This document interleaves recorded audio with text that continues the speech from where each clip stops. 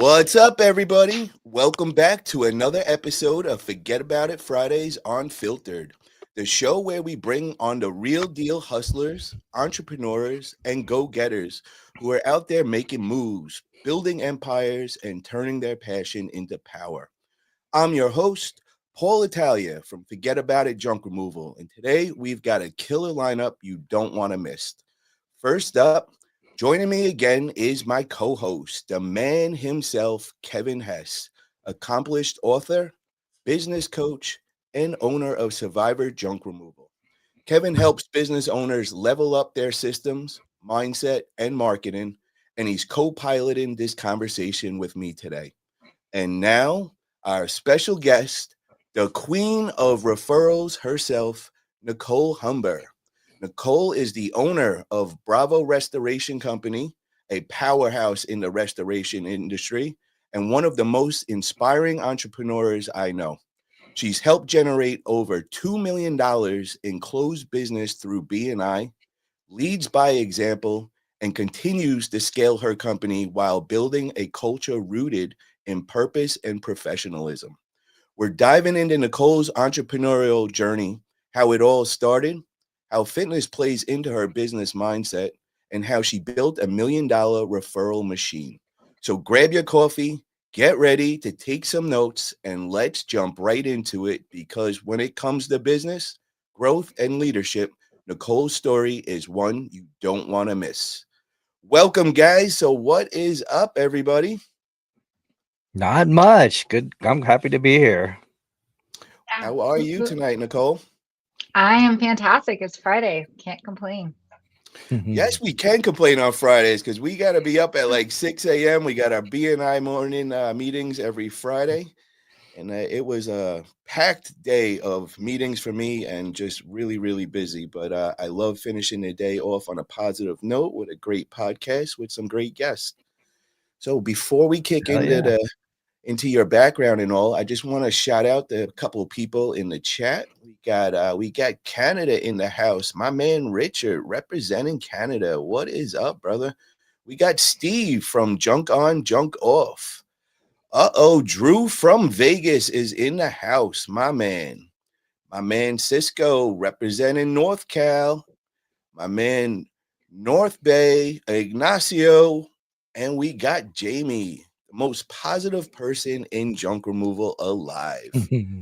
So I want to first start off and want to learn about you, Nicole, because I got to say, you really, really impressed me when I joined this BNI group and I seen you just come in and kind of take over the whole room. And, you just were breaking down the numbers. You were telling everybody exactly what they were supposed to be doing. You just completely took charge. And I was like, wow, this is somebody I got to learn about. So I want to know about where did you grow up? Give me a little about your background.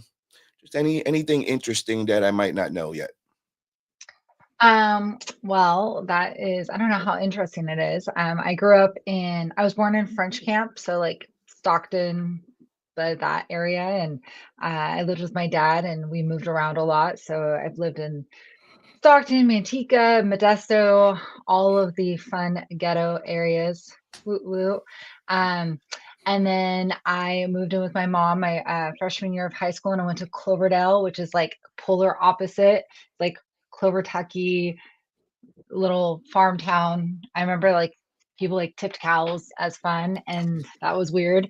Um, and coming from a whole different world.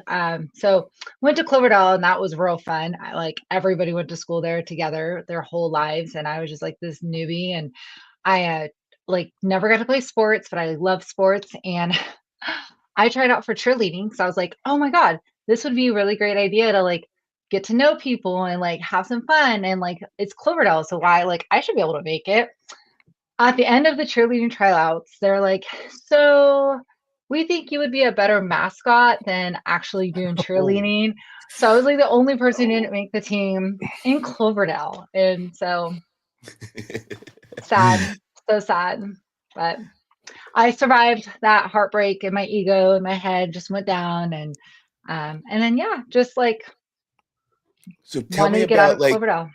tell me about the background. Like when did you realize that you were an entrepreneur, and like when did your whole career begin? Well, I think like ever since I was little, I've always wanted to do something big. Like I used to have this like dream of like opening up a little taco shop. Like I used to make chicken tacos. So, my dad was a single dad and it was just me and my brother and him. And I did some of the cooking. I was like, oh my God, these are so good. I could totally sell them. And then like obviously I'm not a good cook and that was like not in the game plan. But then when I was in high school, I was going to school and I worked and I took JC classes and I've just always been a hard worker and always trying to get like the next move. I look at life as a video game and like, how do I get to the next level? And when I got the opportunity to own Bravo, I jumped on it as quickly as possible. And I didn't think like I knew I was up to like I was going to be something great or do something great. I just didn't know exactly what it was. Okay, so you run across Bravo, and now you're just an employee. Like, how old were you when you first started there? And was that like your first serious job? No, I like worked at a bank and worked at Pacific Sun and Boys and Girls Club because I loved kids. I actually started in the industry at another company. I was 18. I was going to school full time at the JC. I wanted to be either a police officer or social worker or lawyer because I didn't have like the best childhood. And so I wanted to give back. And those industries kind of get a bad rep, but they do a lot of good things.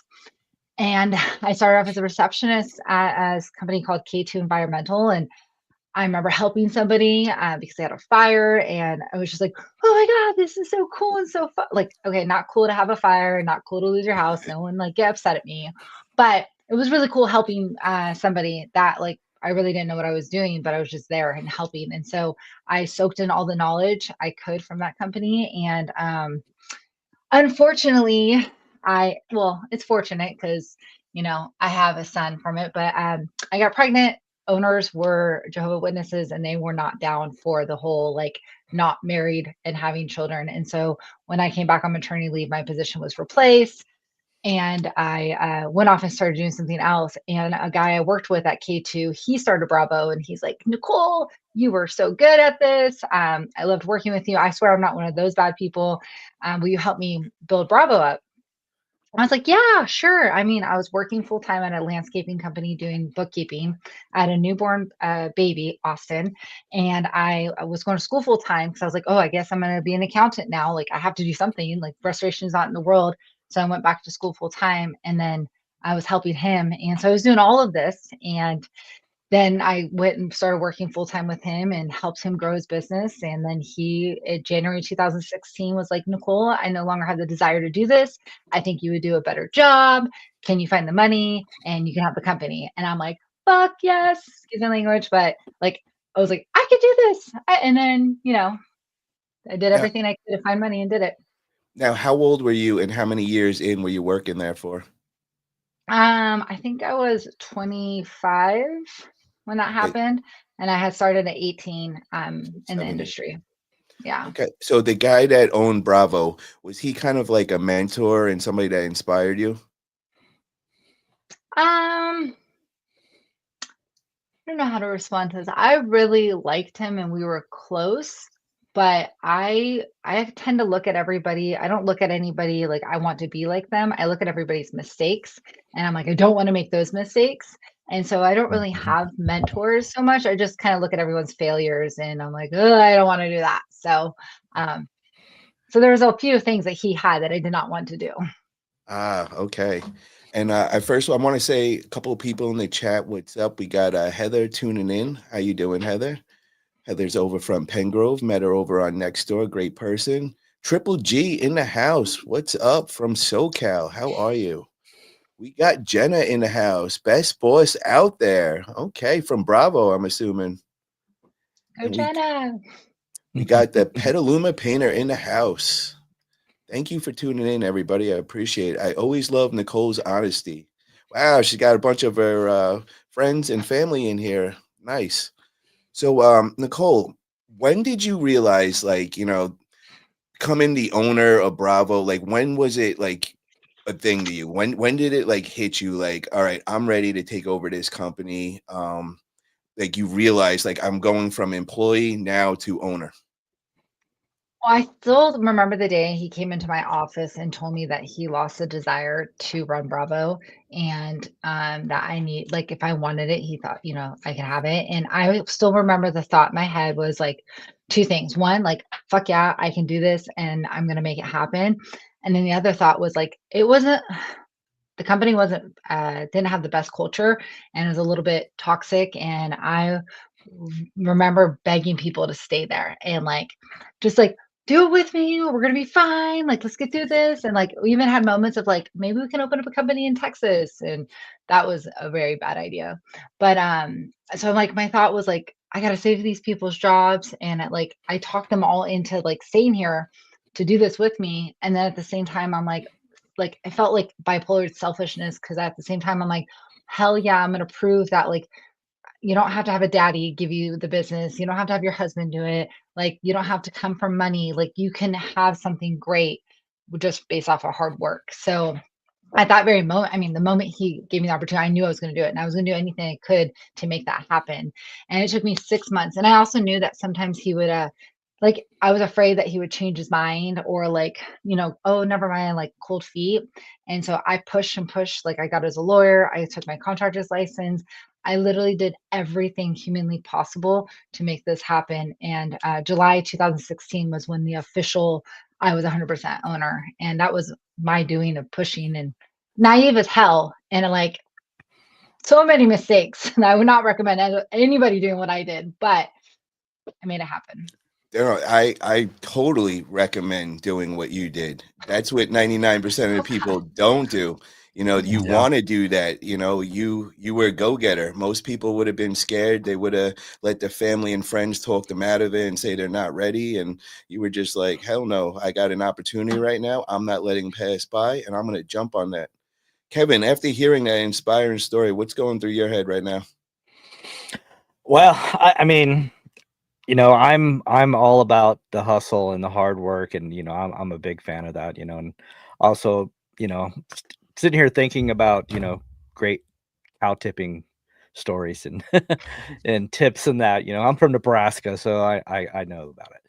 But anyway, but yeah, I mean, to me, you know, that story is something that's inspiring to a lot of the people who are listening on here.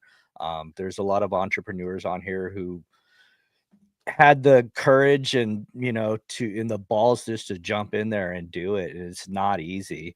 I left a great job where I was making $150,000 a year and jumped into my own business with and like, okay, I know it's something that's going to take me years to build up and do something with, but this is something that I wanted to do, so trust me, it's a scary step to take, and a lot of entrepreneurs who are listening to the on here right now, have gone through some shit and have gone through it and have made the leap. So congratulations to you for having the balls to do it. I call them the non-existing balls. Yeah. I refer to them like that all the time. So I got to ask you, how do you find your leadership style as a woman in a male-dominated industry? Well, it took me some time. I was, obviously jumped in, really didn't know what I was doing, and took like as much advice as possible. My like what I've been really recently realizing is that like being my authentic self, like I actually do give a shit about my staff. Like I actually want them to be successful. Like I have empathy. I'm not driven by money. I'm not like I just so my leadership style is like just where I put my heart on my sleeve. I've cried in front of my staff. I'm vulnerable. I'm honest. I'm transparent. I admit when I make mistakes. I'm also competitive as hell, and I struggle with that, like with my team, because I want to be like, ah, I got you, but like you can't do that. And so it's like I'm constantly living this like bipolar, like touching the line of like what I'm supposed to be doing, what I'm not supposed to be doing. But I really just like try to go with my heart. Like, what is the right thing to do? Have integrity, like, would I want to be treated like that? Would I want my family member to be treated like that? Like, and also like my team does really fucking hard shit. Like, it's not, I mean, like we have a crew that are in a tight crawl space right now and giving it 100%. And they're always in these disastrous situations. And like, I want them to know that they can accomplish anything. Like I want to help them grow. I want them to be successful. Like I require like tech stuff. Like I want them to know how to be a leader just like I am. And I don't know. So I just figure it out and go with the flow and use my gut. And I curse a lot. I'm a terrible driver. I'm constantly waiting for someone to be like, oh my God, that BRC vehicle, they suck at driving. And I just do my best. Yeah, Wow. I actually want to touch on a couple things that she just said there that really stood out to me. Number one, talking about how she wants her team to succeed. That's huge for the people out there with teams. That is something that is huge. And if your team sees that, that creates a really, really great culture because it's about forward momentum and people want to succeed and you're helping them succeed is something that's really, really huge. Um, um, and as far as your leadership style, I mean, to me, that's I mean, what you everything that you just said is everything that I try to teach and try to teach other people as well. So, yeah, I mean, I love it. Sorry, I just had to interject on that. You know, I just heard a couple key things in there. There was something else in there, and my mind just went blank. But Was it the cursing? Because I do, you know, no, but it's a big actually, no-no. you know, no, actually, it's not. Sometimes it can be inspiring, you know, if you use it correctly. I actually, in my second book, Leading with Grit, you know, it's about leadership in a blue collar world, and there's a whole chapter about how to use cursing in an inspiring way. So trust me, that doesn't bother me at all because I've inspired, you know, help. You know, one of the things that when I was with 1-800 Got Junk is to help, you know, everything you just said is what I did for my team. And that's how we scaled the business. I mean, from, you know, 1.5 million to $9 million in 4 years, you know, just developing myself as a leader and helping really, really focusing on my team succeeding, you know, and developing them and making sure that they're succeeding. You know, it wasn't about me. It wasn't about the money that we were making. It wasn't about how much money I was making. It's about what I can do to help them succeed. I want That's to know some of your strengths, Nicole. What is some things that you've noticed that you have strengths in business world? I'm not afraid to like take risk to an extent. Um, I think that one of my strengths is I'm very transparent and like say it how it is. I'll jump on something right away and get dirty if I have to. I leave with my heart. I care. I give a fuck. I'm a hard worker. Yeah, I think those are like, and I'm like creative and I'm always trying to find different ways to have fun and encourage the team to like, we have high expectations. Like, I mean, I send out a weekly email every Friday of like, just like full on transparency of what's going on in the company, like, like training hours, all of these things. And I'm like, y'all got to respond and buy in and be engaged. And that's not normal. And it's a lot. And I'm like intense sometimes about like, I don't know. We Exactly do. like you are in BNI. Yeah. Yes, exactly. A lot of I love it. She calls everybody out. You know, she spins the wheel, and if you didn't do what you're supposed to, she's gonna call you right out in front of everybody and be like, "Oh, what's going on here? You didn't do what you were expected." But one of the strengths that I really see in you right away is the leadership. You know, you really demand the room. Like when you come in there, it's just spotlight comes on you. You know how to take it. The way that you inspire people, the way that you push on them. You know, we could all feel the energy, we could feel the drive and everything, and I definitely see how it just brings a full energy to the whole room, and I could just imagine how that must translate into your work culture. It must be an amazing place to work with you. Nicole, sometimes how I many would people have you employees now? Like how many trucks do you have going out every day? And we have about 15 employees and our trucks, we have like I think like seven, six, seven, haha, anybody. Um, I think like 7 or 8 vehicles. I've been like pretty consistent about our size because I'm also like this is where I say I sometimes take risk is that I'm a big believer in like having a good foundation and our industry is really known for like burnout because we do a 24/7 emergency. Like the last thing I want to do is make my team just like kill themselves. And so it's just trying to like establish good foundation before executing and growing. So we've always been around 2.5 to $4 million. And so we have the same amount of employees and trucks, but like every group of employees, like we get better and better. So I don't know. I want you to go. Can you explain to people like maybe something they don't realize about the restoration business? Well, so we do every disastrous thing. So if somebody commits suicide, for example, and the body's gone, we come in and clean it up so that the family members don't have to do that. Hoarding, when we have individuals that, have it's a condition, and we come in there and clean it up. And there's a lot of things we find in there. We do mold, water, Hold on one sewage. second. I got to ask you this with the bodies and everything after the body's taken away. What kind of licensing did you have to get for that? And, what kind of training would you have to go through for that? So there's like industry specific training for that, but the only license, like our industry is like not heavily regulated as it should be. The only license you have to do trauma scene cleaning is you just have to like pay through the state to get your license, and you have to have a contract with a medical waste disposal company. So that's like the bare minimal, and we have that, and not a lot of people have that, which is disgusting. And then we obviously do training, and we're constantly learning every time we do one of those, because we don't get them too often. And so it's like, oh shit, how do we do this again? And go through our SOPs. And but yeah, it's sad is that it's not heavily regulated. And tell us about the hoarding house, because that's something we're very familiar with in the junk removal industry and all. So, kind of tell us how you go about dealing with it, and do you get on to like dealing directly with the client and kind of helping them through the process as well? Yeah, a lot of the times it's not the homeowner that we're working with, or the person that created the hoarding situation. It's their daughter, or their son, or some sort of family member. And so we're trying to like, you have to respect the items that they have inside the home, and you can't just trash everything. And we have to list out items that they want to keep, and it's just a very slow process to make sure everybody's comfortable. And that's what matters, is because a lot of times like the kids don't even know that their parents are living like this, and so they're in like so much shock. And then once we get everything out and organized, either donated or kept, or whatever they decide to do with it, a lot of times we find mold or water damage hidden because there's just so much stuff that the occupant didn't notice. Wow.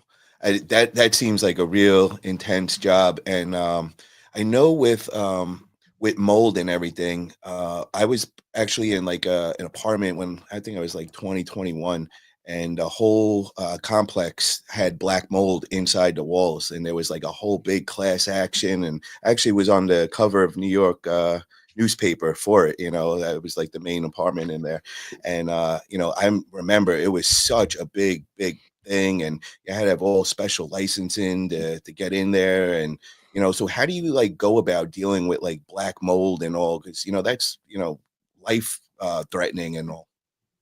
Yeah. So like the color of the mold doesn't define what type of mold it is. Like there's Yeah. billions of mold species out there. There's even a mold species out there that eats skin. And like not here, nobody needs to be scared, but mold is everywhere. And the only reason that it becomes bad is when it gets wet, porous materials like drywall, insulation, particle board. So the mold that's already here starts eating it. And then they're having this like orgy fest where they're reproducing and they're spitting out mycotoxins and trying to kill the humans. And then that mycotoxins is what makes you sick. And so a lot of times when you see that, like the apartment that you lived in, that's just been going on for a very, very, very long time without, being disrupted. In the state of California, you do not have to have any license to deal with mold, which is absolutely disgusting. The county of Sonoma and city of Santa Rosa is trying to have regulations where mold remediators like myself have to be ACAC certified, which is almost just as hard as getting your contractor's license. I have that, and it's myself and only a few other companies actually have that certificate. But it's, you have to be like, if the house has asbestos, you have to be asbestos certified, which we're not. And there's just like a lot of, everybody's affected by mold differently too. And so, and different, they're allergic. It's kind of like an allergen. And so how we handle it, we put up negative pressure containments, and we do everything we can to make sure that the occupants are safe, and we do it right without, you know, causing any disruption, because a lot of times we deal with landlords and tenants and everyone hears mold and everybody gets so happy and crazy, and we're like, okay, let's not get emotional about this. Let's stick to the facts. We're going to take care of it. We document everything. And, we've been subpoenaed quite a bit from tenants suing landlords and then them wanting all of our documentation, which is, fine. Like, we're so used to it now because of the industry we're in, but you have to do it right. And people think that they can just have a handyman or someone come in and just remove it. And I'm like, you're just like, once you start removing the affected drywall, you're pissing off the mold, and they're going to go all through the house looking for another source to start eating and reproduce and doing their dirty thing. So if you don't do it right, you're just screwing up the whole house. How do you deal with the emotional side, of clients like losing their homes and all that? I mean, we are we're a very empathetic team, right? So all of us have done a really good job just like walking through with the clients. Like, to us, it's almost like desensitized. Like, even like trauma scene uh losses that we get, like some of us, it's just another project, right? We just don't have that feeling anymore.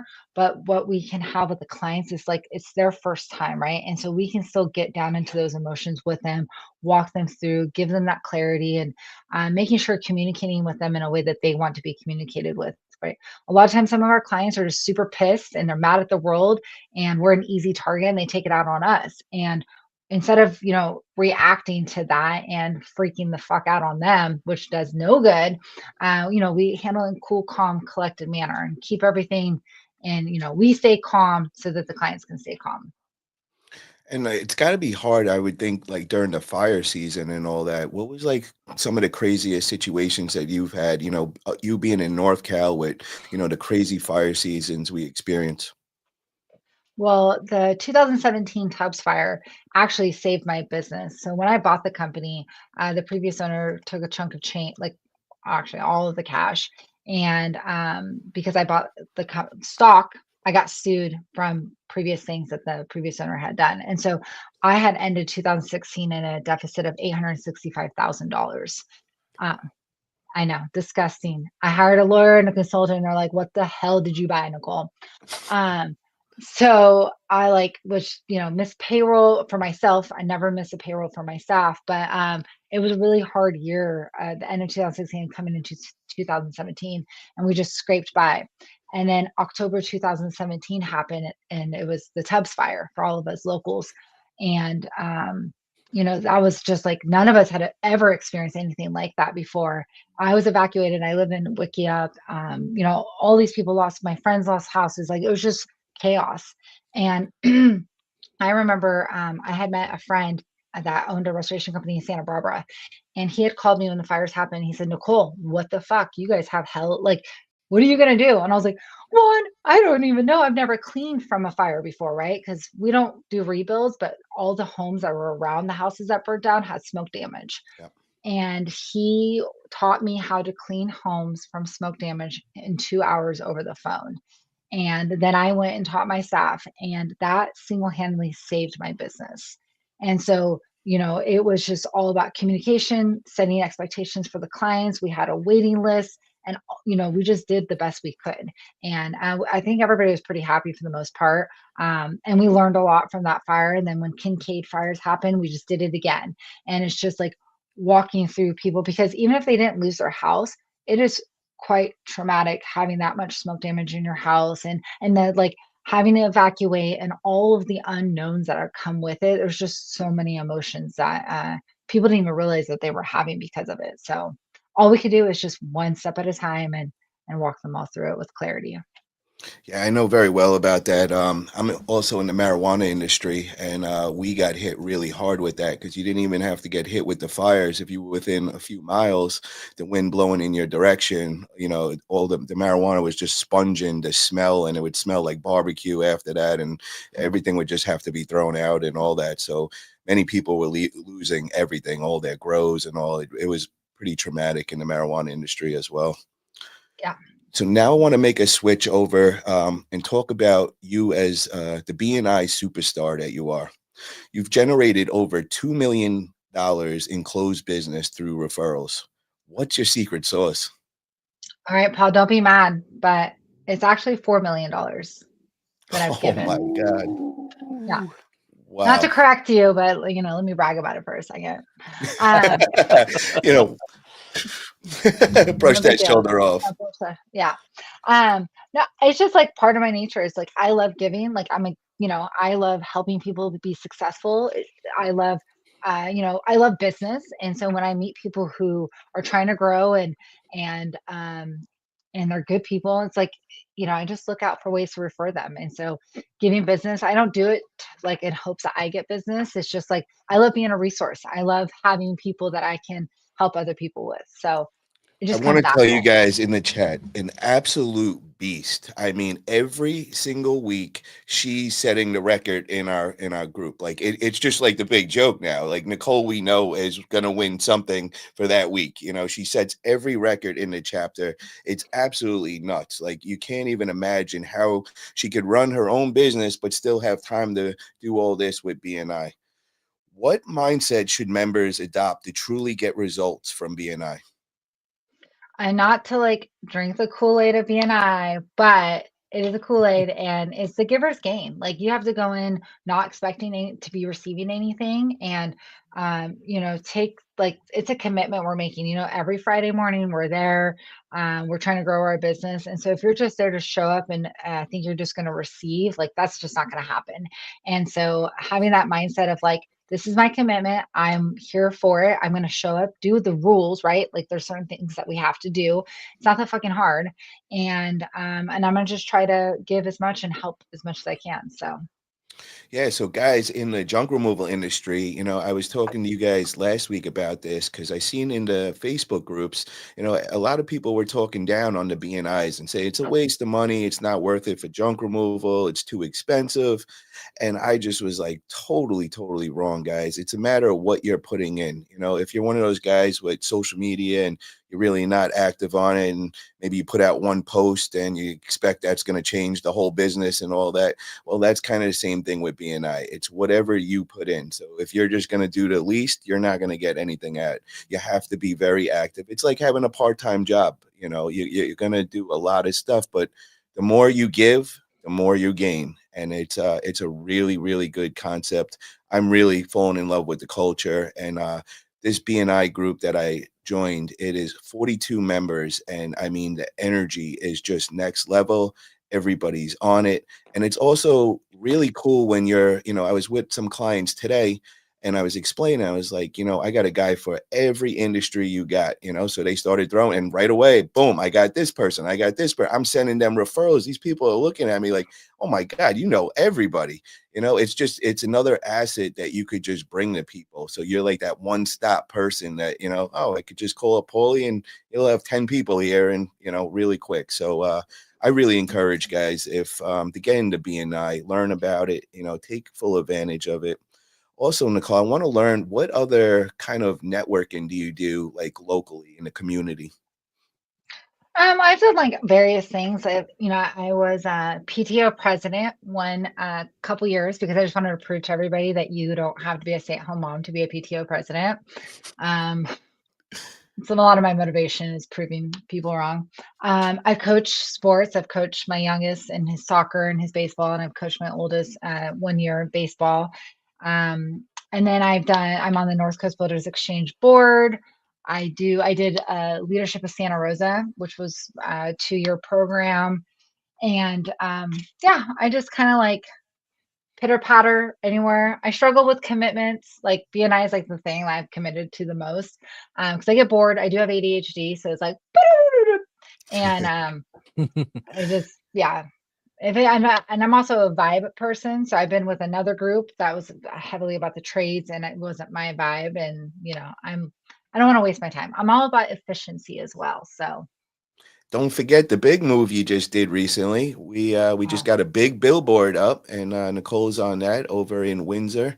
So if you guys are going north on the 101, we're taking over this BNI crew that we're in. I got mine up over by Petaluma. We got another person. We got Taylor Energy also up as well, and now Nicole's up there in Windsor. So this BNI is official. We don't play. We all get our billboards, and we're doing it big over there.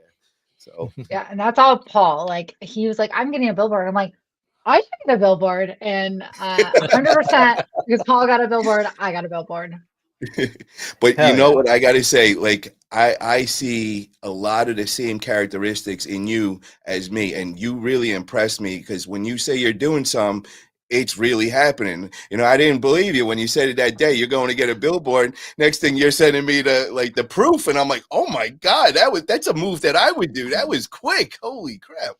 So that was a good one, and that brings the mention. I got to mention my big campaign, guys. I mentioned it today in BNI, and this is another great thing that happened.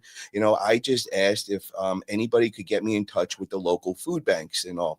Well, before the end of my 3-minute presentation, I had 5 messages in there with everybody sending me contacts to all the food banks and all. So I actually locked it in today. So I am starting the big campaign. It's called Full Trucks for Food.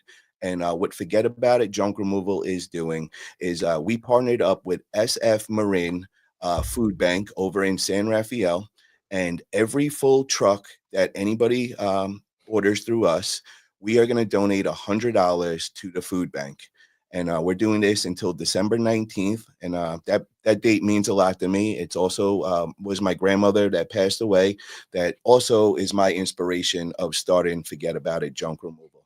So we're going to give back during the holiday season. We know that a lot of people in the community, they're having some problems with losing their SNAP benefits and just putting food on the table and all. So we were just trying to figure a way that we could give back to the community, help people out, help people relieve some of the stress that they're doing. So this is a big campaign that we're going to do, and we're really, really happy about it. And yeah, we're going to be putting their stuff on our website. We're also getting a backlink on their website. We're going to do a whole social media campaign with all their marketing people. So really excited about it, guys. And then, guys, if you want to help out, just hit us up. We're doing all junk removal. If you guys any full loads, you could help us with that as well. So thank you guys for that. And Jamie, thank you. I appreciate that. And Petaluma says, off to Burslu's show. Great podcast. Have fun all. Thank you for tuning in tonight. Thank you. Appreciate that. North Bay Speaks and Wise Guy Entertainment. I love it.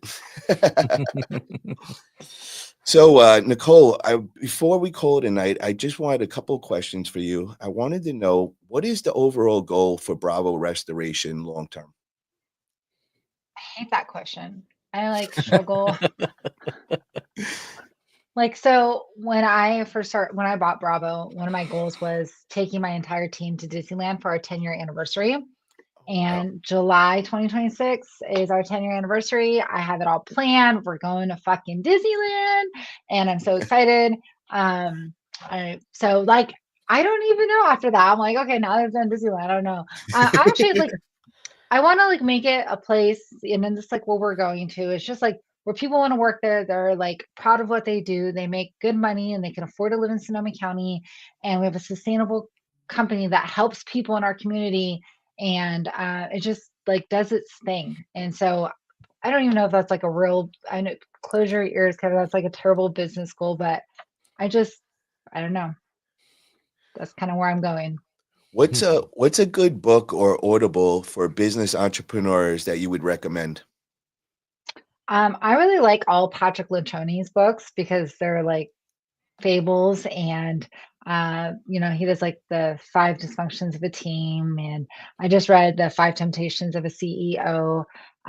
It's just like really easy to listen to, and it's simple.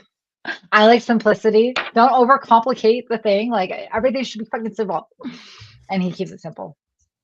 And what about like as far as systems that you use to help run your business? Do you use any kind of systems that, help you scale and, that you would recommend? I mean, my business partner ChatGPT and I are really fucking good at things. I love it. Yeah, she's pretty amazing. But I have a CRM. I have 2 CRMs, one for all of our jobs and one for all of our metrics. And each team member has metrics, um, and I just constantly growing communication. We have a WhatsApp chat for our entire company, and that's fun. Sometimes it gets a little out of hand, but 99.9% of the time it's fun. Very nice. And how do you balance scaling a company while keeping culture strong? It's just that's my job. Like if the like that's just my number. Like that's more keeping our culture strong is my number one priority. And I obviously, yes, you have to make money and all of that. But if my team is not good, then like everything else falls through. And actually, another one of my strengths is I'm a pretty good at picking up when shit's not going great. Like just little things, and I'm like, "Huh," I jump on it, and I'm always fucking right. And like one of my guys are like walk in and like they didn't quite look at me, and they like half smile. And I'm like, something's wrong with him. And then I reach out, and then like, and it's always fine because we have that transparency, we have that trust, and just my team is so fucking great. I love You it. are saying all the right words for Kevin right now. I could I can tell see right it. now. Kevin is all about team leadership and all, and you just that was like spoken right Yeah, out of his book. I yeah, I'm leadership, culture, that is something that, everything that you're saying, I'm listening to that and I'm like, I wish more people would listen to that. Everybody who's listening to this right now, listen to everything she said. She said she hit a lot of key points there, even as far as the metrics help your team understand, they need to know if they're succeeding with the business, and having a scoreboard like that helps them. If you walked into somebody's business and asked your team, how do you determine if you're successful with this business or not? And most people can't answer that question, but having a scoreboard like that helps them understand, and that improves culture. Everything you said, you can feel the vibe from people when they walk in and they're not feeling it right, and instead of just walking by and letting it go and hoping they'll get better, you take care of it right away. That's a beautiful thing, and that's what creates a major, just a wonderful culture in people, and people enjoy coming to work every day. So They yeah. do, yeah. And on that note too with metrics, like, I'm also a believer in that everybody's different, right? Like we have Mhm. team members that are really great at like A, B, and C and not so great D, E, F. And then others are great D, E, F, but not so great at A, B, C. And, like treating everybody to how they want to be, like how they learn. And, there's some employees that like they get it, they have it fast, and others don't, and it takes them a little while, and having that patience, right? And I think a lot Mhm. of people like they have like, oh yeah, we have a scorecard and they're not doing great, so they're not great. And it's like, oh no, they're fucking great. They just are not that great at those things, and we're working on it and having a game plan and having that consistent communication about it. So don't get caught up on the scorecard of being like the answer to everything. Like there's Yeah. emotion, like a human emotional intelligence that's involved in that. Yeah. So And I used to have a board with all my KPIs for all my team and everything else. And I used to, if you're above the standard and hitting the goals, the numbers were in green. And if they're red, you know, and I always tell people, if you see I had the leaders that I was developing, I would have and look at that board every single day. And I said, focus on the people whose numbers are red. It doesn't mean they suck and that we should get rid of them. That means you need to focus more on helping them and helping them. So they would walk in, they see somebody's numbers in red. They would say, hey, put him with me today. I'm going to help him and help develop him and how to do it better. So that's what, being a leader is, and having those numbers help you develop people and to help them succeed. It's not about saying, okay, he sucks, we should get rid of him and replace him with somebody else because they're not doing it right. No, they need help, and that's up to you as a leader and the leaders that you're developing to help, move them forward and help them succeed as well. I got to tell you guys about this. You're hitting home for me because I just told you guys last week I joined a mastermind group, and it's all the top junk companies across the country. There's 15 of us. It had to be you had to be 500K to get in. The minors, and then the majors is 1 million and up. And you know, we all keep a scoreboard, and we all compete with each other. And every week we got to put in all our numbers, all our KPIs. We're all tracking the same exact thing, and it's everything is completely transparent. And we show what's working for us in certain markets, and we compare and we teach each other. And It's just an amazing, amazing thing, and it's going to cut off so much time. I'm now taking out all the guessing game. I got all these guys that have already scaled. They've got 20, 25 trucks. They're making millions a year. So now it's just kind of, dialing in the numbers and just having that fire under my ass. Because all week I'm just thinking, I'm like, if I have a slow day, I'm bugging out in my head because I got to show all my numbers at the end of the week. And if they're not up there, you know what I mean, I'm going to be at the bottom. So I love it. It's the competition, everything about it. So if you guys ever get a chance to get in a mastermind or anything like that, I highly, highly recommend it. I'm going to keep you guys posted with this group and everything. We are keeping everything top secret, though. Anything that's discussed in the group, we just keep amongst ourselves. So, guys, if you're in the junk industry and you're trying to get in, like, and really learn and take all the guessing out and become one of the top companies in the country, this is the mastermind crew to get in. Lee Gabolt is the commissioner, and what I mean, it's called the Bold Business League. So definitely check it out if you guys are really serious about going to the next level. Well, guys, I wanted to thank everybody for coming on tonight. Nicole, it was an amazing interview. I'm so inspiring for so many people. I really commend you and everything that you're doing, and keep up with the success. Also, where can people get a hold of you if they want to contact you? Instagram, LinkedIn, Facebook, Nicole Humber. You can Google Nicole Humber and you'll find me. You'll probably find my house too. So, or our Bravo page, or my email. You can contact me anywhere. Sounds good. Kevin, where can everybody get a hold of you? Well, if you're in the junk community, you can get a hold of me at thejunkevolution.com. Outside of the community, you can reach me at leadingwithpurpose.info.